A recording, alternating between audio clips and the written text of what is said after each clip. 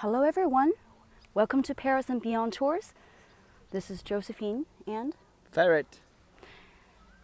well, I'd like to say welcome to Paris today, but we are actually 20 kilometers southwest from Paris in this very lovely little village place called the Queen's Hamlet. Feel free to say hello when you come in. Let us know where you are connecting to this tour from.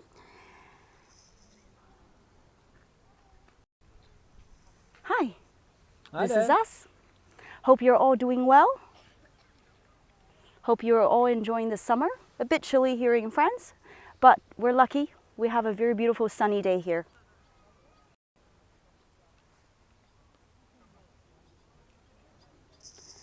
Let me give you a little nice, slow pan.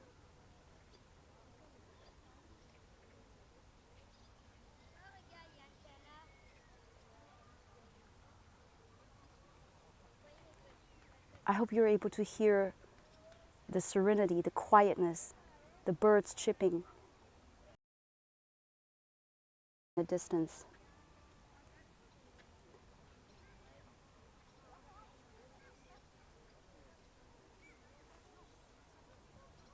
Please do let us know if you're hearing us fine, if you're seeing the video fine. Are we live on YouTube?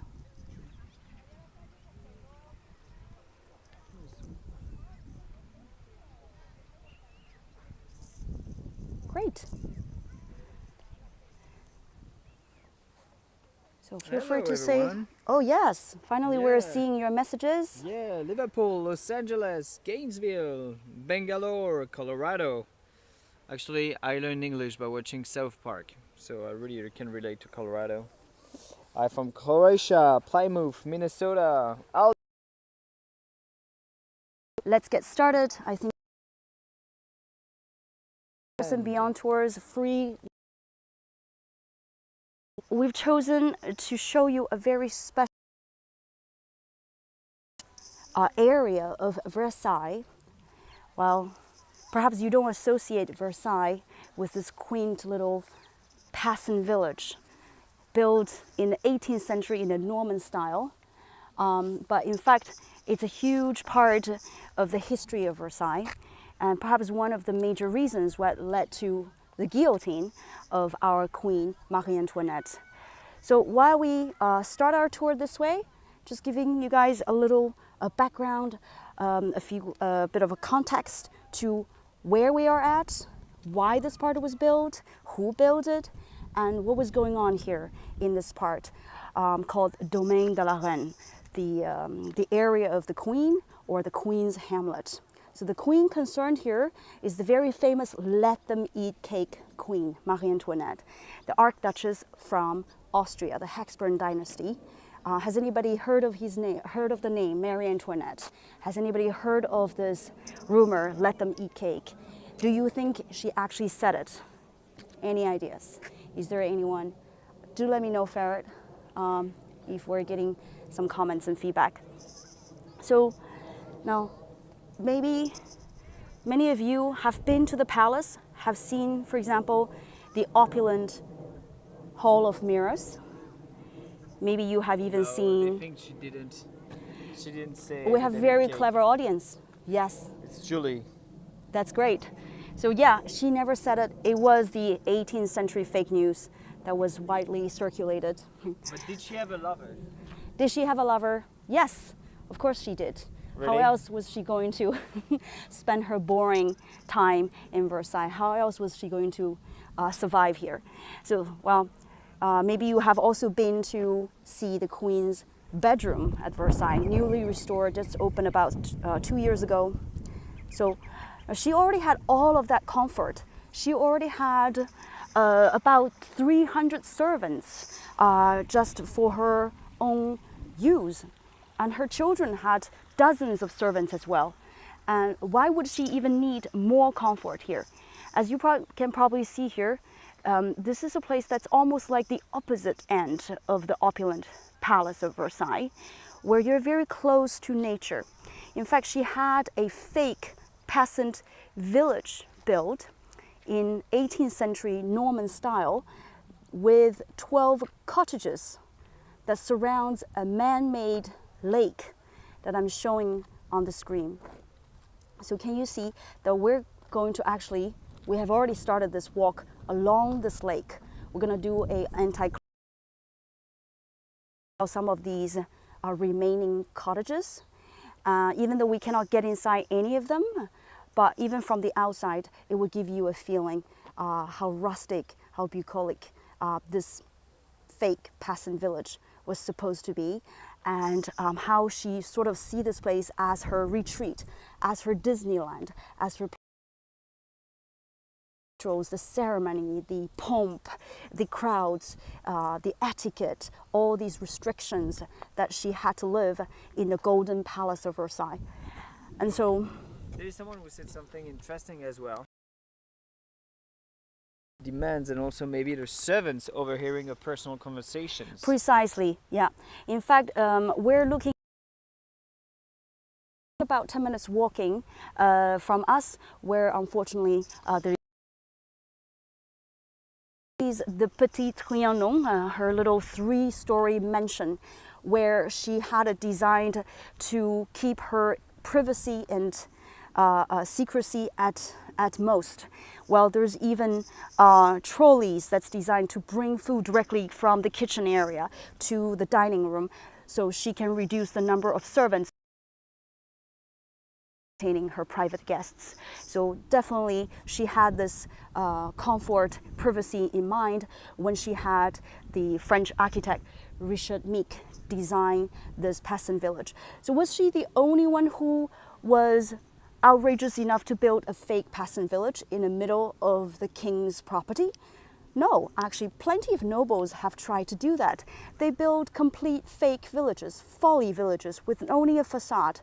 It's like those Disneyland streets that you walk into. You can't really go in, there's not much furniture inside, it's just a beautiful facade that sometimes is also painted to mimic bricks and stones and wooden doors. But actually, Marie Antoinette didn't just want a fake facade, she actually really wanted to bring her children to live here, to experience nature, to get close to nature. And so she actually had interior and furniture and actual functions of the cottages that we're going to see here. So first thing you can see that the building that really stands out is the lighthouse, the Marlborough Lighthouse. It's actually a song, one of the favorite nursery rhymes of her children, named Marlborough.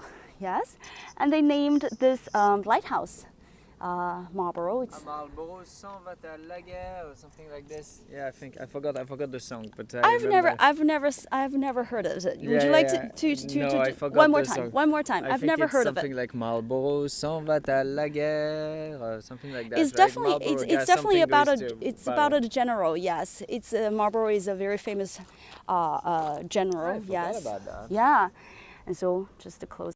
So it's actually being restored at the moment. It's an actual lighthouse. And then if we continue this way. Is that what you call a folly? Well, this is not really a folly. So Okay. meaning that actually there are interior inside the facade. There is actual furnishing. There is actually furniture. There was actually entertainment, billiard rooms, library, boudoir, dining room. Because folly is only like a little place you build in a park. That's only to show. Yeah. That's only on the outside, like Disneyland. Exactly. Okay. So the folly, Folly, is actually just meant to be a fake structure from the outside. So here, right, what unfortunately we cannot show you today beyond the trees and the grass.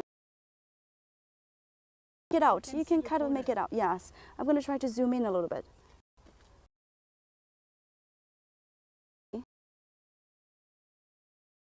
Tiny little of that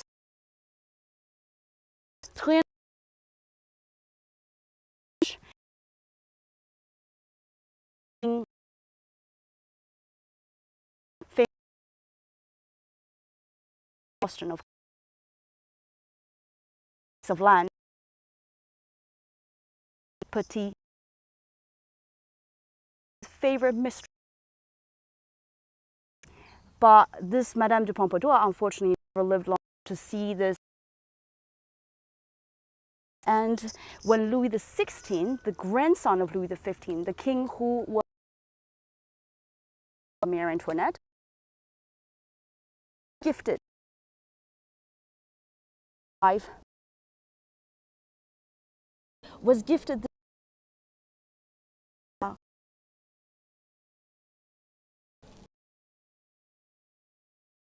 yeah.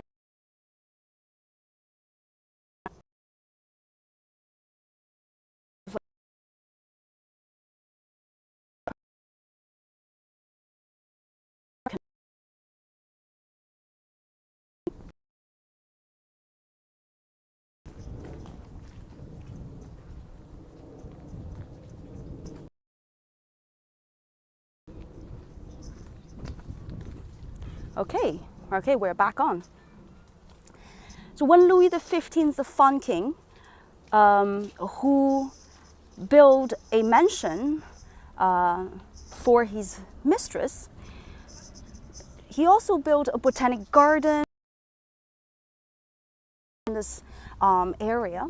But when Louis XVI, his descendant, his grandson, became the King of France, he actually gifted all of this area to Marie Antoinette, the Queen of France. Marie Antoinette had this botanic garden of the previous king completely destroyed, and now had a very carefully designed peasant village built. It looks like nature has its own mind, while we cannot really control nature, the paths, the rivers, and it's full of surprises and awe-inspiring. But everything that you see, none of them was a coincidence. None of them was nature on its own, designed by the architect. And inside these houses, they were also filled with furnishings. So this is one of the houses called the miller's house. Yeah. It was meant for the water from the man-made lake to come through these sort of trench and power the mill, but it was actually never strong enough. So today it's completely dried up. It just forms sort of like a dried moat around the house. So you've got everything that you would experience when you visit a typical Norman village. And in fact, to make the village looking old, rustic, lived in, they even actually intentionally planted mosses or grass on top of the thatched roofs. I don't know if you can make out there, right? So you really have the feeling you're looking at an ancient village, while in fact it was all built within 3 years' time. So between 1783 to 1786, this was done for the Queen. So why around this time?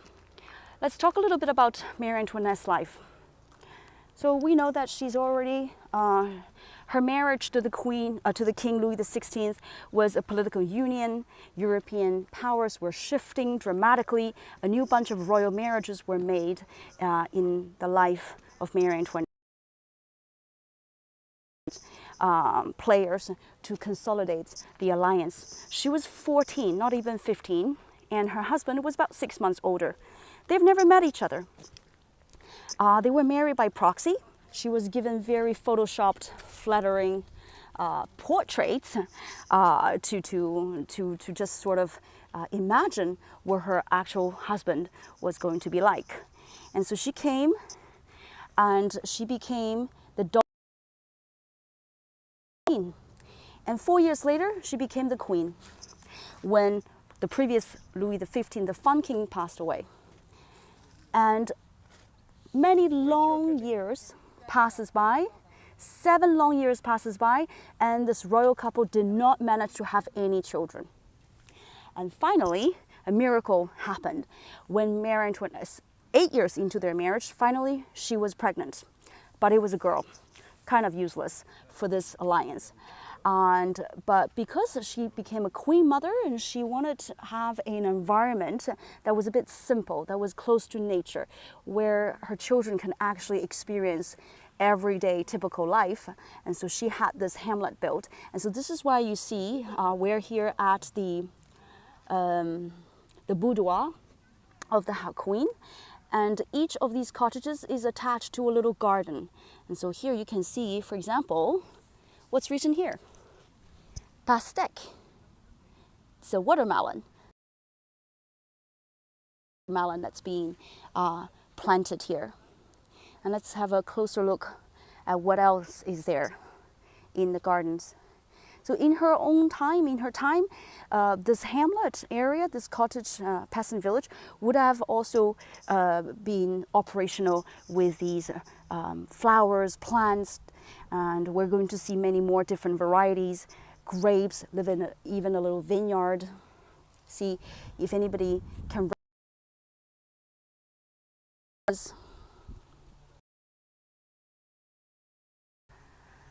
And she also commissioned hundreds of Sèvres porcelain, and each of them bearing the insignia of Marie Antoinette. You see right here, M.A. Marie Antoinette. And she would have these potted flowers to be placed along the corridors, by the window sills, everywhere, and have them put every day.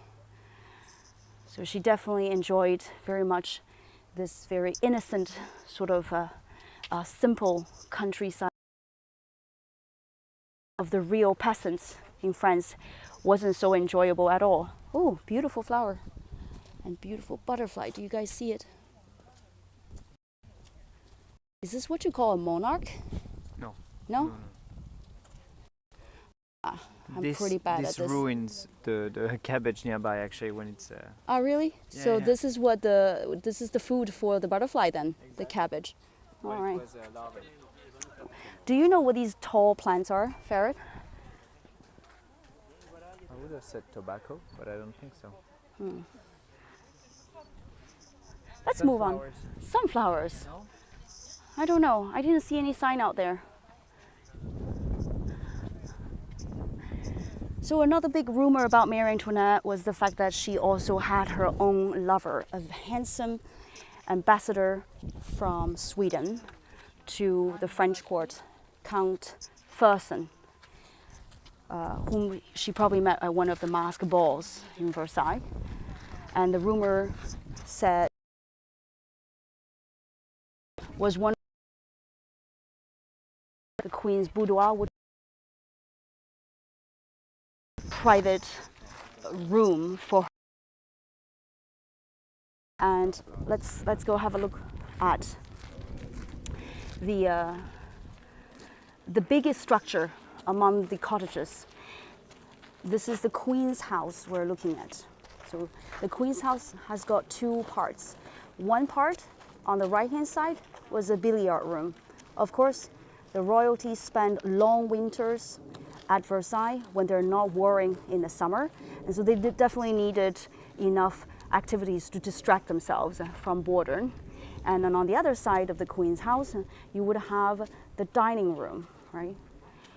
And upstairs, one of those rooms would be library. And if you look closely here, this has been just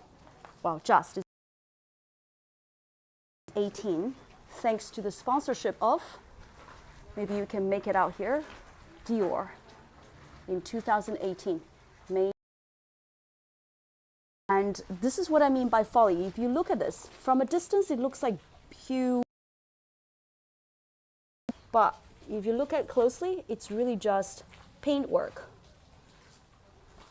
to resemble their bricks. Part of the wall has got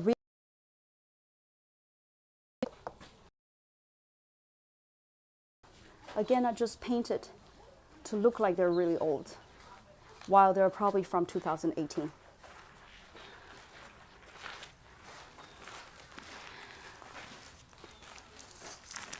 So So in fact, I've never been inside any of these cottages or queen's houses. They were not even open until 2018. They have been open ever since its construction of 1780s. They've been closed after the French Revolution. Napoleon Bonaparte did install his second wife, Empress Marie Therese, Emperor Marie Louise, in Versailles, in the Grand Trianon, and had the Queen's house refurnished for her. But after Napoleon was deposed, the whole property fell out of main. Queen's house were looking like this. One of the rooms were looking like this. So it's falling apart. In fact, up, I believe it was 2015, this staircase was completely. The staircase, it was all broken steps. You don't have porcelain, so it was all restored in 3 years' time, thanks to the site right now. It looks like this. So what do you think? Outside, it looks pretty rustic. Inside, still very great.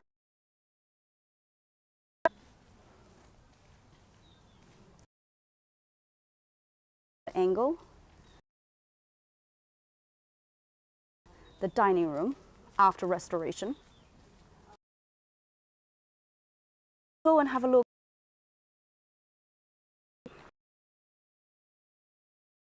The balcony. Line up with these porcelains that she commissioned from the Sèvres manufacturer. Beautiful blues. Pan here.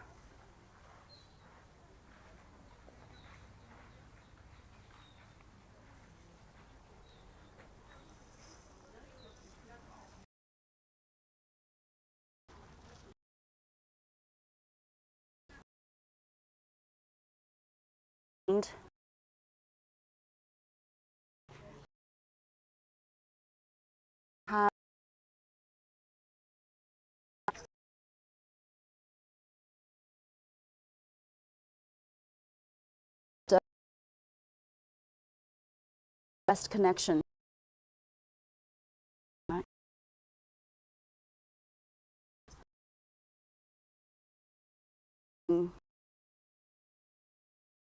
Tour, recorded version of this tour on YouTube when it's processed, but I hope join us here live and experience the of this rather hidden. We have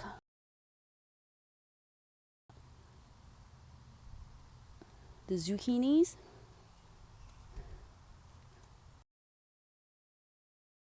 the back of the Queen's house in the garden.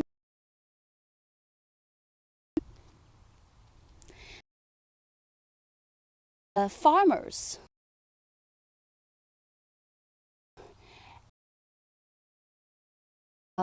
The vegetables.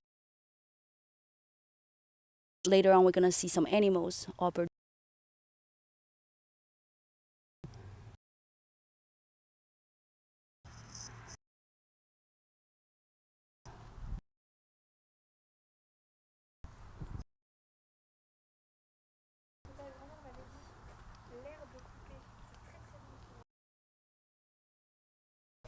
These beautiful flowers.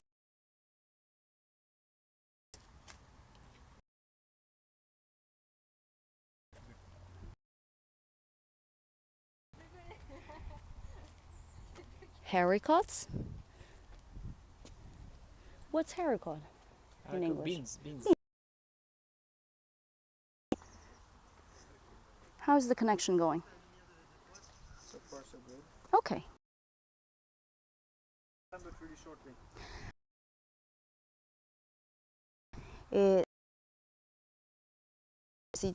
It comes back pretty quick. So now let's. Yes, please.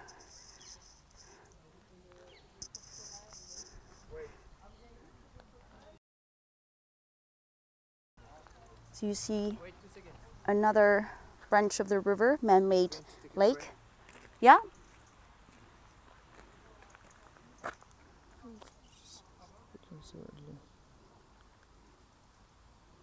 Shopee, still breaking up. Wait 2 seconds. Coming back. Well, there's really not much we can do in terms of connection. A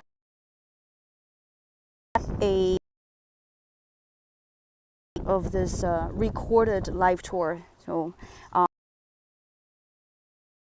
has been processed. So not working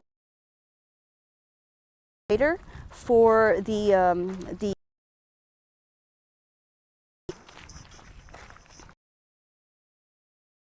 one thing that we cannot do, we can, but we're doing our best. Here you have this little river. Talk about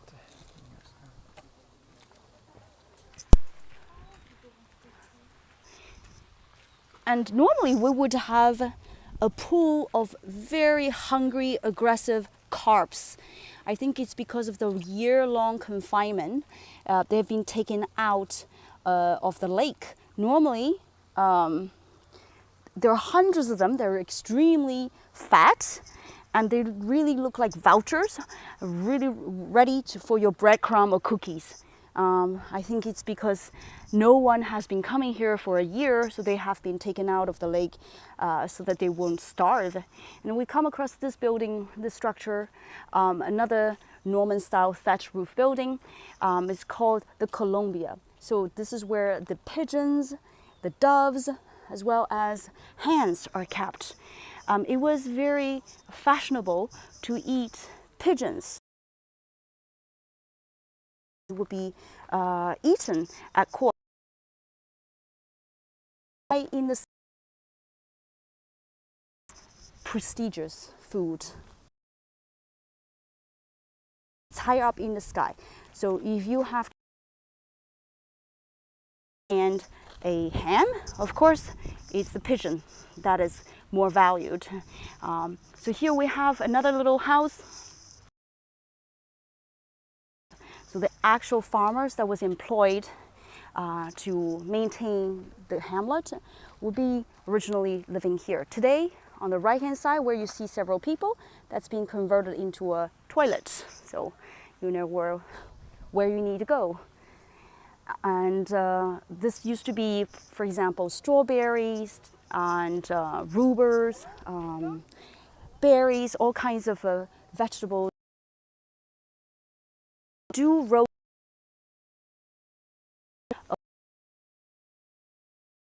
one field that's berries because this is good. We're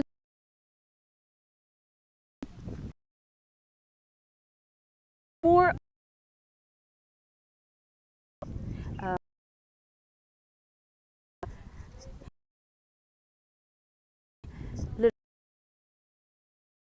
little of the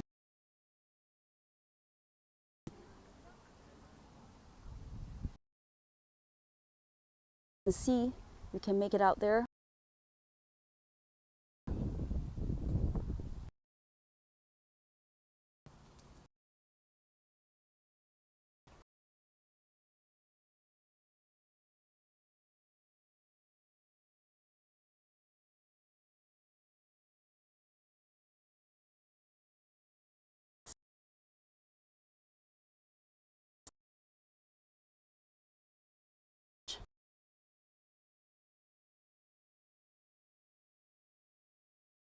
Quite, and they're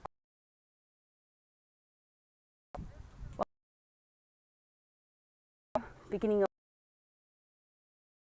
and if you October harvesting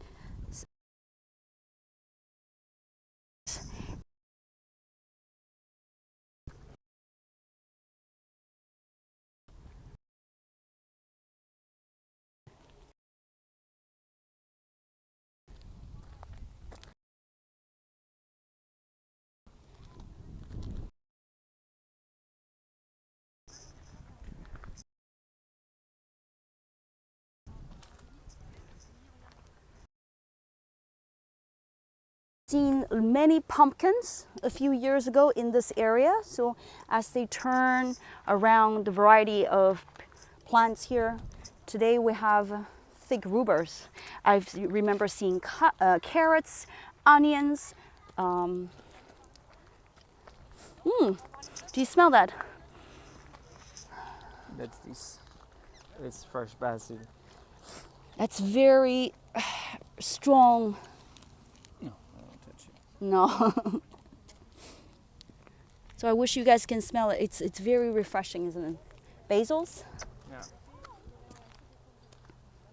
Smells like a pesto sauce to me. Yeah, exactly. That's the one. Yeah, Basil. this reminds me of pesto sauce. So how is the connection here? I think it's a little bit better. It's good. This is Leeks. Are they? Yeah. Leeks. Leeks, artichokes. Artichokes. Artichokes, Brussels sprouts. You probably guessed that I'm a city girl. I'm originally from Hong Kong. You also make salad with these ones. I've only seen these in the supermarkets. Quite shallow, really.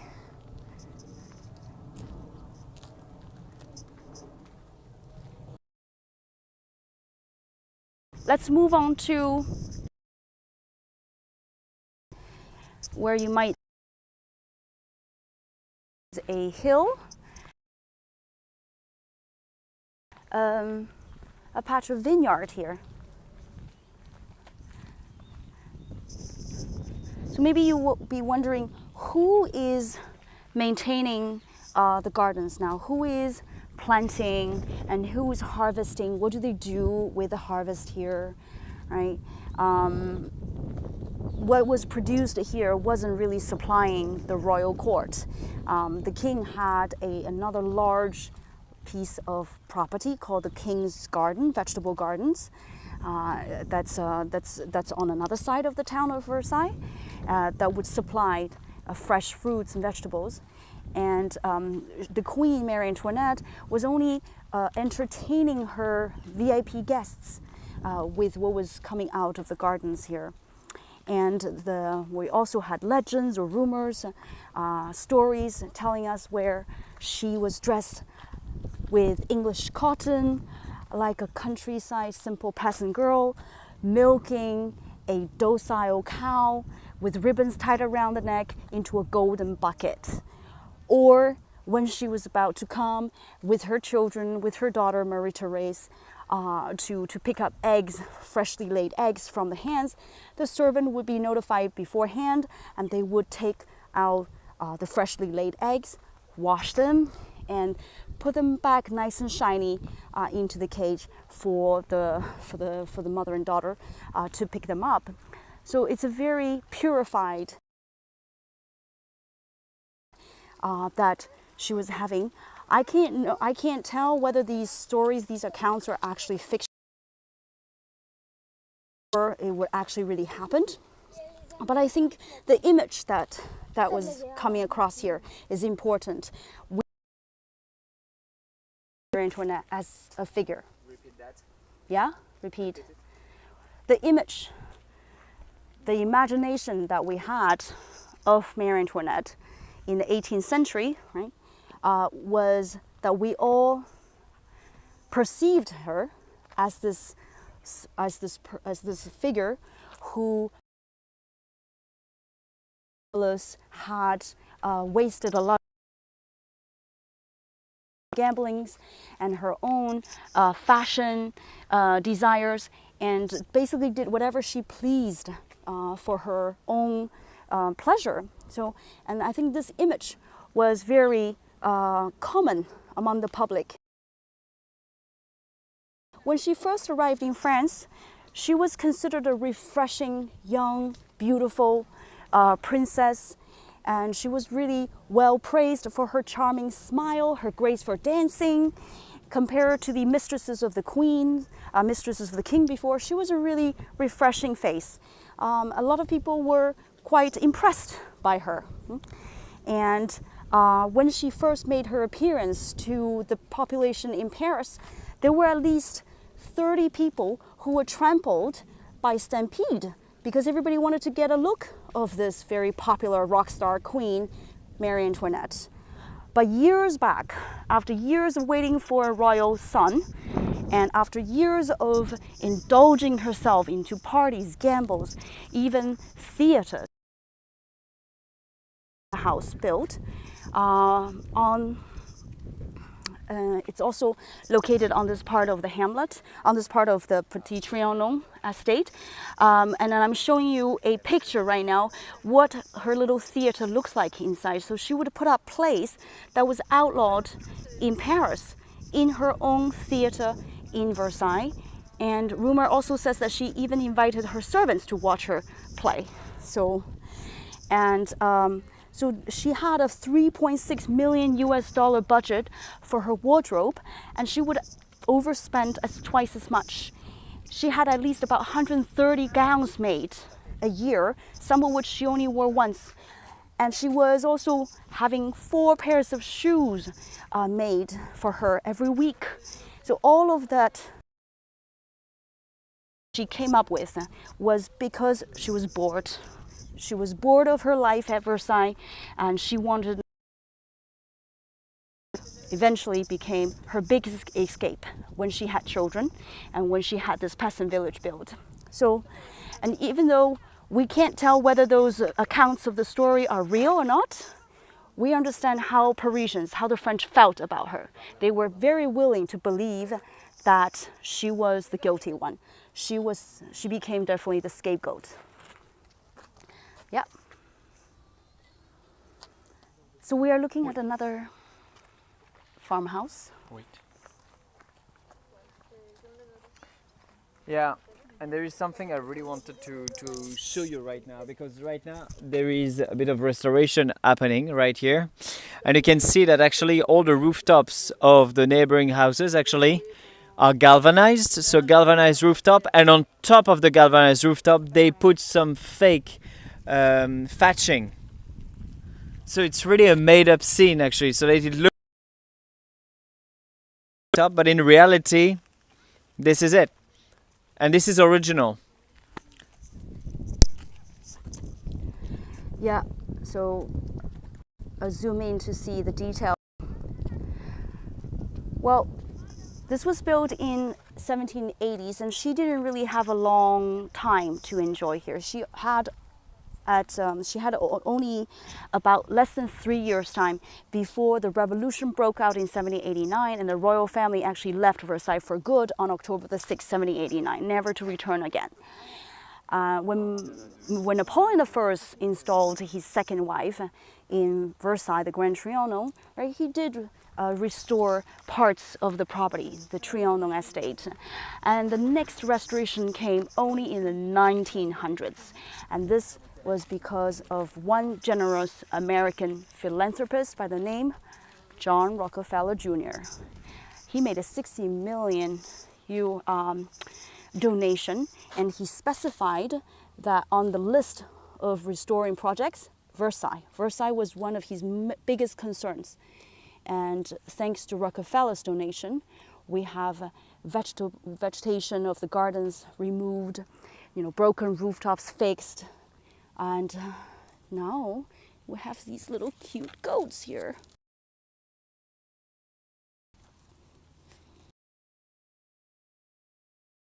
Really enjoying tea here.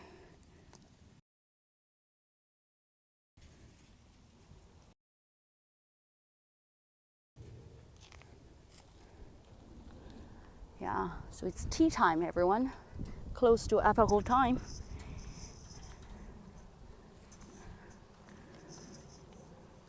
So I've also remember seeing once a donkey climbing tree. Am I hallucinating? What? Not today. I remember once coming here and I saw. Goats are known to climb trees, Right. Correct me. That's right. It's not donkey climbing. It's goat climbing tree. Yeah, I think earlier I did see also some goats around the area. Let's see if we get lucky.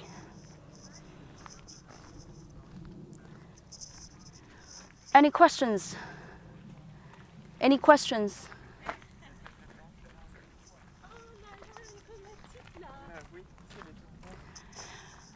So the main purpose of the Hamlet, as you probably can figure out right now.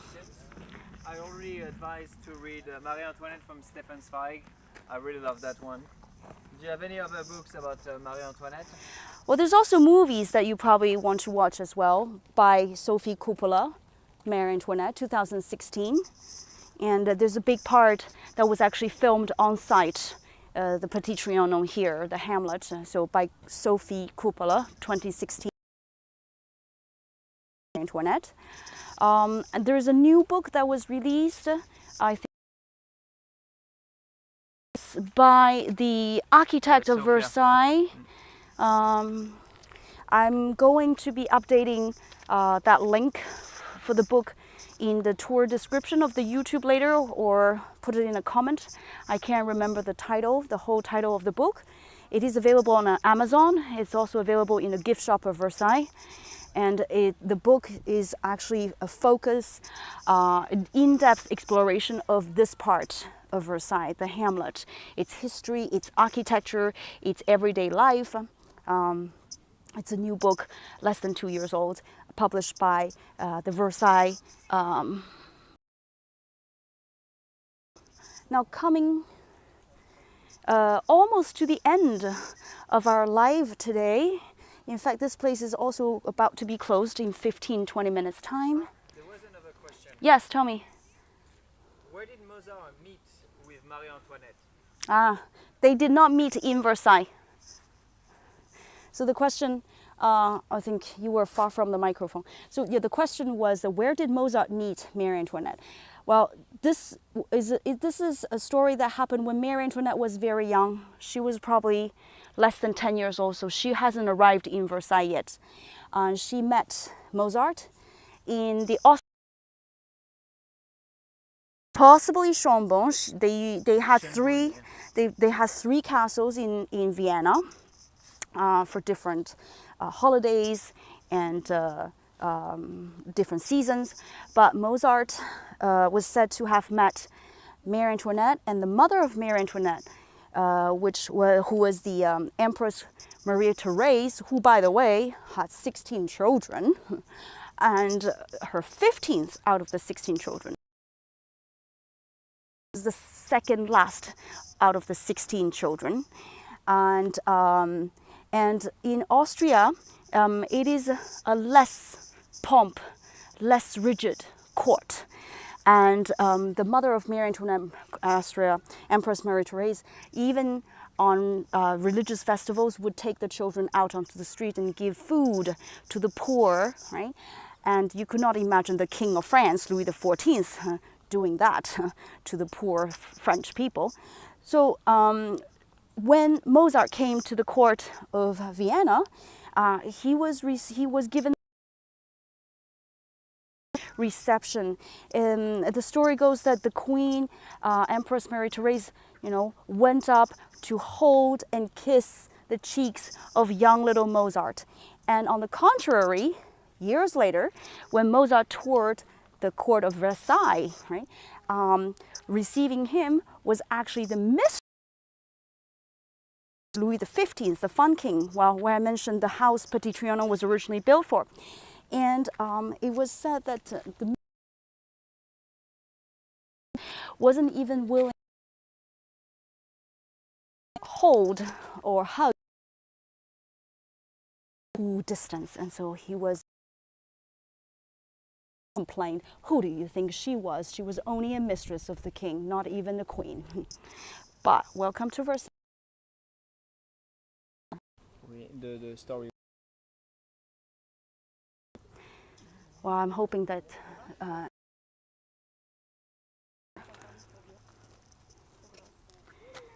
donkey friend, do you think this donkey can?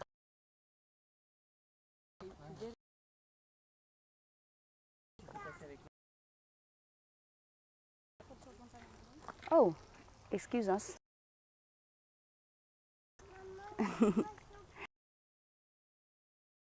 Calling.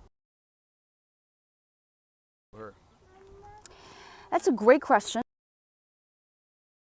Dedicate music.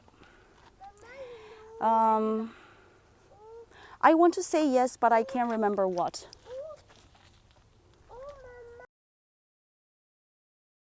No, he's really enjoying.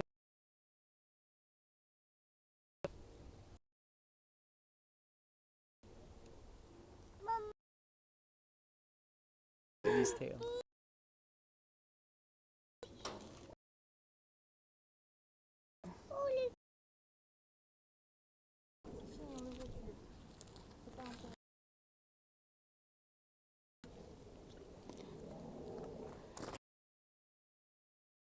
The Queen's Hamlet is a good 30 minutes walk from the palace I said itself. 20 earlier. Well, depends on how fast you walk. And the trouble is that, well, you have to walk back your path. And therefore, it's not a place where a lot of visitors are venturing out. And probably because most of them do not know the existence of the Queen's Hamlet here. And but we do highly recommend it when you come to Versailles. Do spend place's own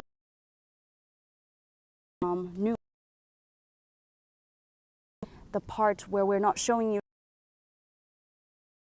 her private mansion,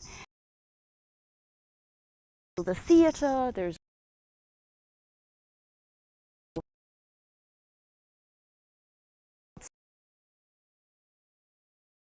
parterre. This is where with this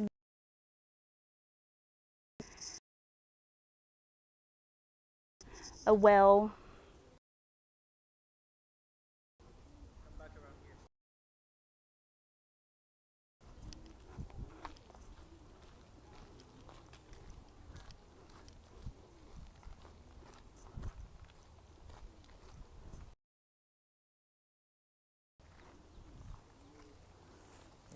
Yep.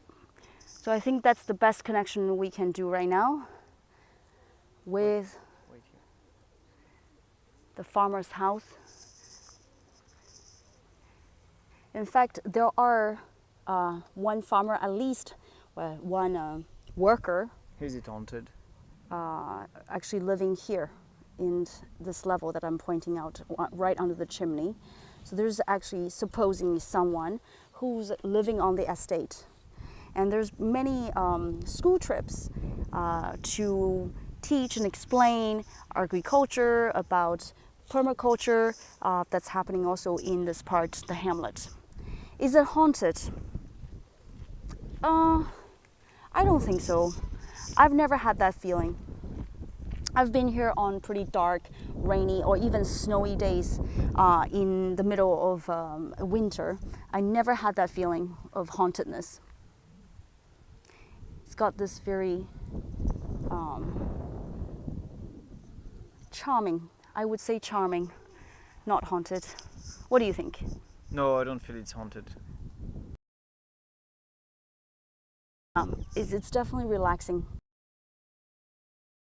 Opulent Versailles Palace, and you come here, you see, you're transported. Been properly in the end. Yeah, you've been transported to a different world. There is a proper grave now. Yeah, she's buried in the Basilica of Saint, and she has been exhumed, and you can even visit her prison cell. In Cathedral Saint Denis, yeah. Yeah, you can even visit her prison cell in the conciergerie where she spent the last 76 days of her life before her guillotine. So yes, we apologize for the poor connection, and even we are on 5G, but I guess this part of Versailles is just not very well covered. We will be uploading a high HD version of the recorded video on our channel once it's processed, and we hope you have enjoyed this walk with us.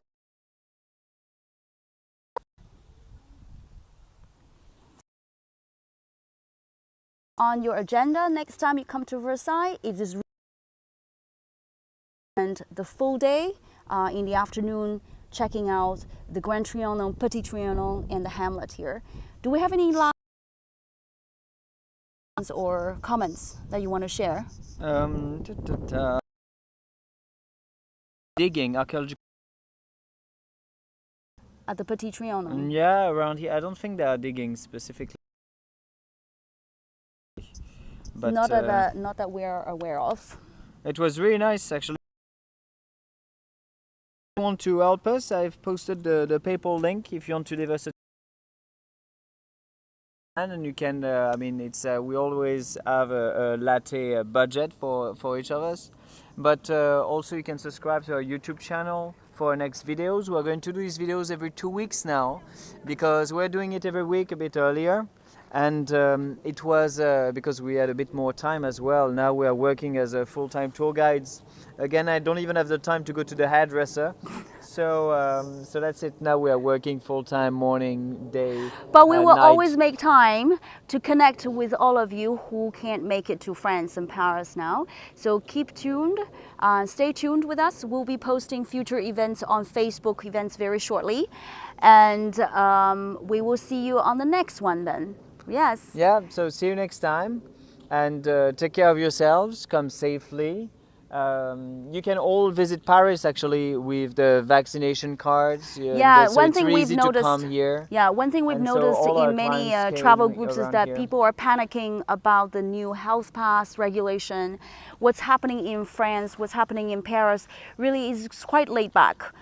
We've been giving tours in the last few weeks with American guests, and we've never been rejected from any of the sites: the Louvre, Catacombs, Versailles, Orsay, Eiffel Tower, river cruises, and it is really not a huge deal as long as you have your vaccination cards. Whether it's even a copy of it or even if it's on the phone, as long as you have a card, and they will basically just take a glance at it and then they will let you go. And this is only applying for the adults above age 18, so under age 18 you don't even need it. Yeah, so that's pretty much it from us today. Please do make sure to press that like button, like this video, share this with your friends, please. If you haven't subscribed to us, please do that right now. And yeah, thank you all. Thank you Thank so you, much, all, guys. Ricky. Thank you very much Thank for you, your Ricky. Thank you, Lynn. Thank you, Lynn and John. It was really nice. Thank you, Jen. Thank you, Jane. The last thing, I had one more last question actually. Yes. There is Jeanne who is asking for how expensive are the tickets? The Oh, tickets yes. to the castle. So it depends if you buy it with a tour guide or on your own. If you want to tour yourself, the easiest way to spend the day at Versailles is to go to the official website of tickets. For this year, 2021, until the end of October, each day is going to be 27 euros for an adult for passport tickets. A passport ticket allows you to explore every part of Versailles: the palace, the King's Gardens with the fountains, the Queen's Garden, the Hamlet, the Petit Trianon, the Grand Trianon, right? And that would be the easiest way. Yeah, and I would recommend to take your day then. If you want to visit Petit Trianon, Grand Trianon, take your day and actually go to Petit and Grand Trianon before you go inside the castle of Versailles. You cannot. This only opens at afternoon, from noon. Yeah, but okay. Well, so you you can do the also- gardens first. You can you also relax, and time then your do the- visit of the palace at the end of the day when This it's is what I least wanted to busy. say, yeah. Exactly. So it's like you do the gardens, relax 1 or 2 hours in all the gardens, then you do Trianon, Grand Trianon, then you go back to the castle in the end of the afternoon. I have pictures of me with clients last week, like nobody at 3:30 p.m. Like 3 person in the Yeah. entire hall of mirrors. And the third person are with my 2 guests, so it's like so it's kind of relaxing. It's all yours. So yeah, definitely email us if you have any more inquiries about how to visit Versailles, what's the best time to visit Versailles, or if you're interested in taking a tour with us. So please get in touch with us. All right, we're gonna sign off Goodbye. right now. Ciao.